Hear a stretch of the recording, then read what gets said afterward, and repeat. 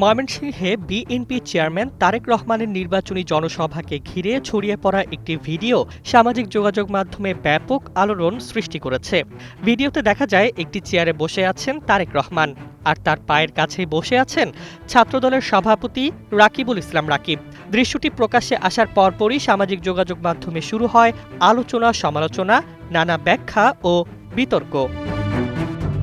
বিদেশ থেকে দেশে রেমিটেন্সের টাকা আসে নিরাপদে, তাই আজই আপনার আপনজনকে বলে রাখুন রেমিটেন্সের টাকা যেন শুধু নগদেই পাঠায়। বিষয়টি নিয়ে সমালোচনার ঝড় উঠতেই বুধবার নিজের ফেসবুক অ্যাকাউন্টে ভিডিওটির পূর্ণাঙ্গ অংশ প্রকাশ করেন রাকিব। একই সঙ্গে তিনি বিস্তারিত ব্যাখ্যা দিয়ে ঘটনার পেছনের বাস্তবতা তুলে ধরেন।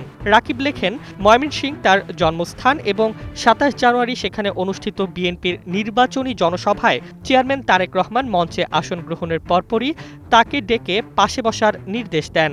তিনি জানান, সে সময় তিনি কেডস পরা থাকায় স্বাভাবিকভাবে চেয়ারে বসতে কিছুটা অসুবিধা হচ্ছিল।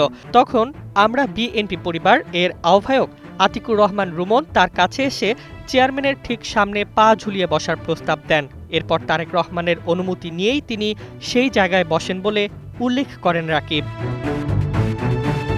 ছাত্রদল সভাপতি আরও বলেন, বিষয়টি তাকে গভীরভাবে সম্মানিত করেছে, কারণ মঞ্চে বিএনপির যুগ্ম মহাসচিব, সাংগঠনিক সম্পাদক, ৫টি জেলার সভাপতি এবং ময়মনসিংহ বিভাগের প্রায় ২৪টি আসনের সংসদ সদস্য প্রার্থী উপস্থিত থাকলেও বিশেষভাবে তাকেই ডেকে নেওয়া হয়েছিল।